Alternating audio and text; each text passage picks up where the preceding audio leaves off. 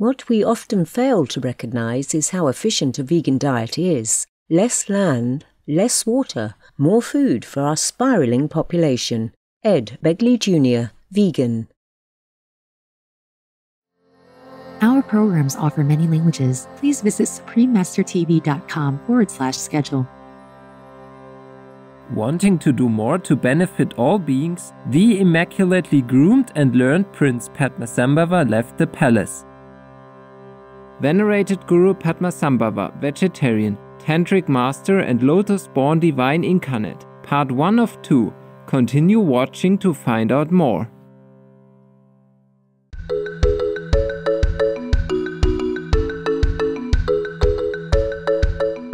Kohomade. Thus how we ask our friends, how are you in Sinhala? Beloved viewers, I am Nalin. With joy and admiration, the sincere Sri Lankan people wish that you may continuously thrive in Buddha's wisdom and divine embrace.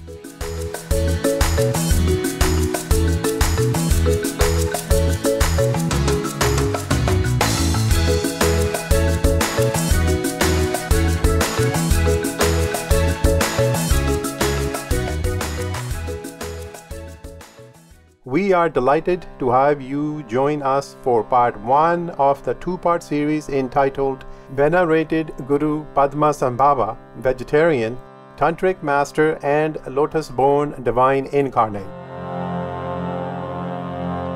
Venerated Guru Padmasambhava, popularly known as Guru Rinpoche, the Precious One, was an 8th century Tantric master.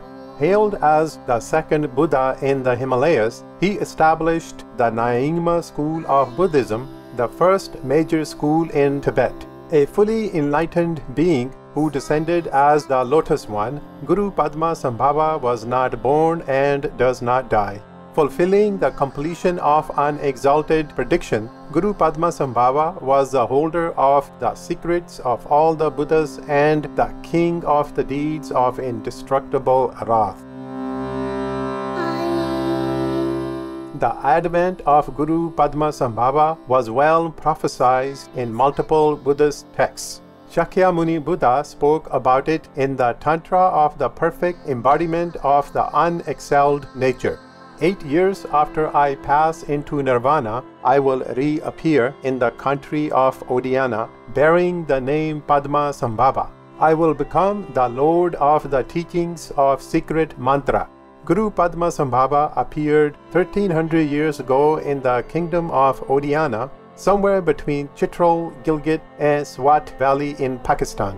He held the Tibetan name Parna Jungne, incarnating as an 8-year-old child, sitting astride a 1,000-petaled lotus. Its blossom was infused by supreme intent with the compassionate rays of the Buddha Amitabha and all the Buddhas of the 10 directions. Odiyana was then a center of tantric practice, graced with tall white stupas, rugged mountains, and wisdom-loving inhabitants. There emerged highly accomplished spiritual adepts, amongst them Garb Dorje, Verotsana, and Tilopa.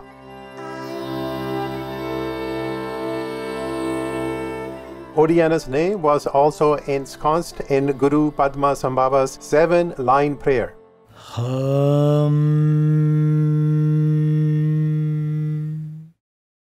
In the northwest of the land of Odiyana, in the heart of a lotus flower, endowed with the most marvelous attainments, you are renowned as the Lotus-Born, surrounded by a retinue of many Dakinis.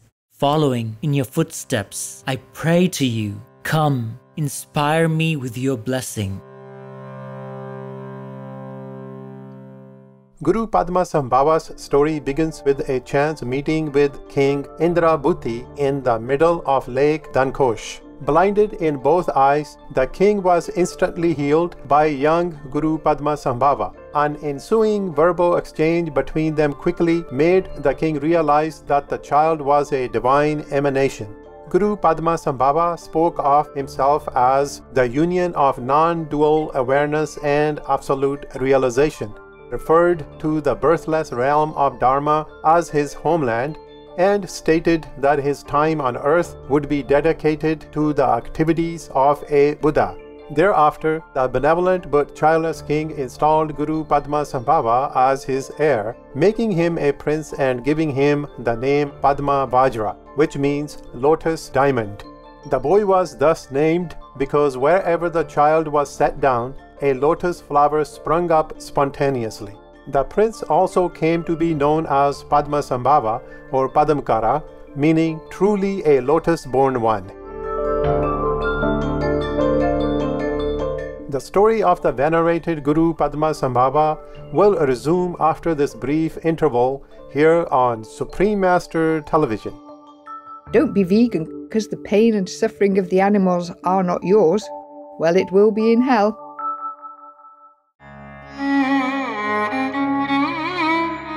Welcome back to Venerated Guru Padmasambhava, Vegetarian, Tantric Master and Lotus-Born Divine Incarnate, Part 1 of 2.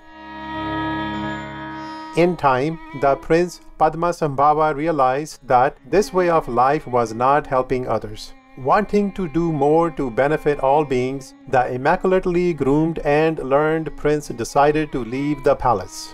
He arranged the circumstances of his own expulsion from the kingdom, a planned Khatvanga incident.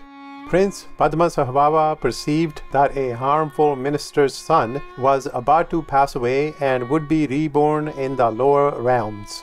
The prince thus dropped his trident while dancing on the palace roof, so the child was liberated and reborn in a Buddha realm instead.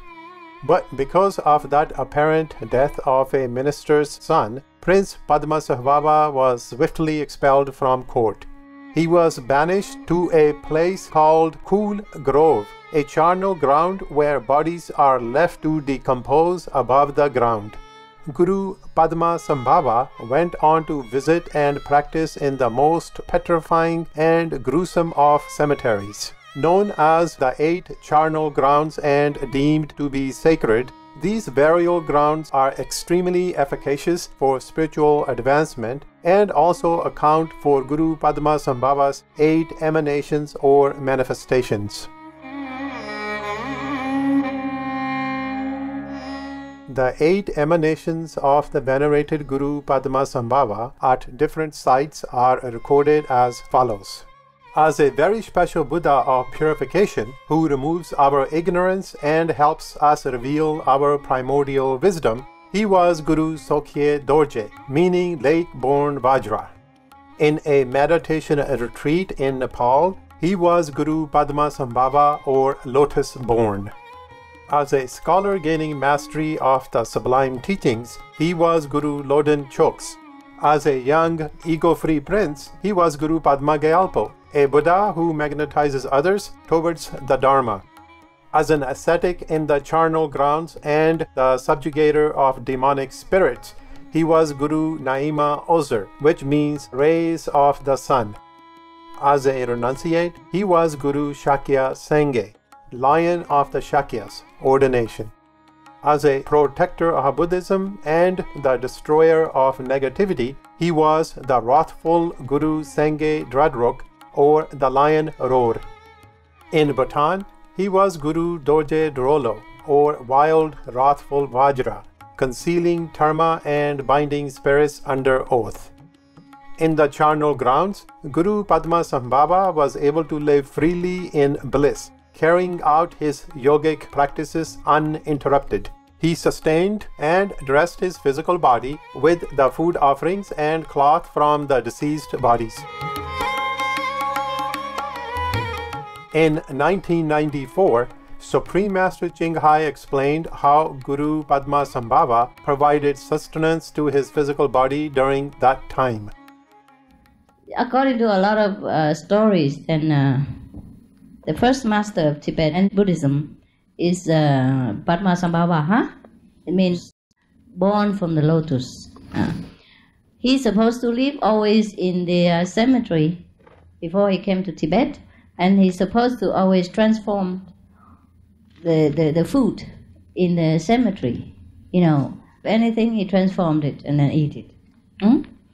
And there are many other stories. If you read the book of Madame Alexander David Neil, the French person who went to Tibet and spent over decades over there, studying many occult, many mysterious methods of Tibet, yeah? And you probably see some similar story of the transformation power, that people can transform, stones to bread and things like that. And also there are some of the masters, the so-called monks in India, master of food, master of magic. They can transform. They can make bread out of air and things like that. And yes, that you can find information, huh? Or you can go there and have a look. How does the bread taste after it's made of stone? Actually, this is nothing mystical or unbelievable, because everything is made from the universal substance, and something hardened into another kind of appearance. For example, water and ice are similar in substance, but when it's hardened and when it is frozen, it becomes ice, and it looks cubic, it looks solid and cold instead of cool and liquid like water. Similar like that. So the things of transforming any of the other substances into food, another kind of appearance, is not really very superstitious. It's very, it could be scientific. It's believable. Some of the old masters, they know something called alchemy. Yes, they can transform things. In the burial grounds of Joyful Grove, Sosling, and Rugged Forest, to name a few, Guru Padmasambhava received the blessings, empowerments, and the transmission of the Dakas and Dakhinis he had placed under his command, including the subduer of Mara, the sustainer of peace, and Vajra Vrahi respectively. Magnetizing the 8 classes of spirits, he unified them towards the path of Bodhicitta, a state of loving kindness, compassion, and wisdom. Guru Padmasambhava realized that people needed a spiritual teacher, and that he was to set an example and guide them. He made his way to India. While visiting the Vajra seat, the diamond seat under the Bodhi tree, where Buddha Shakyamuni had attained enlightenment, Guru Padmasambhava openly demonstrated his magical power. He transformed himself into hundreds of monks, and at other times into hundreds of yogis, performing spiritual practices at the shrine. With deep gratitude for the timeless and soul-lifting wisdom of past enlightened masters, we look forward to hearing more about Guru Padmasambhava in the next part of this series. Noble viewers, it's been a pleasure to have you on board for today's program. Join us again on Sunday, October 17 for part 2 of Venerated Guru Padmasambhava, Vegetarian, Tantric Master, and Lotus-Born Divine Incarnate. Watch on for Guiding Health with Innovative Wearable Devices, part 1 of 2, here on Supreme Master Television. May heaven fill your days with joy, and may the love and peace of God be with you always. Like the risk of bird flu? No? Then choose vegan. Our programs offer many languages. Please visit suprememastertv.com/schedule and suprememastertv.com/ls. Nos programmes offrent plusieurs langues. Veuillez visiter suprememastertv.com/schedule et suprememastertv.com/ls. Nuestros programas ofrecen varios idiomas. Visiten suprememastertv.com/schedule и suprememastertv.com/ls. Нашите предавания предлагат много езици. Моля вижте suprememastertv.com/schedule и suprememastertv.com/ls.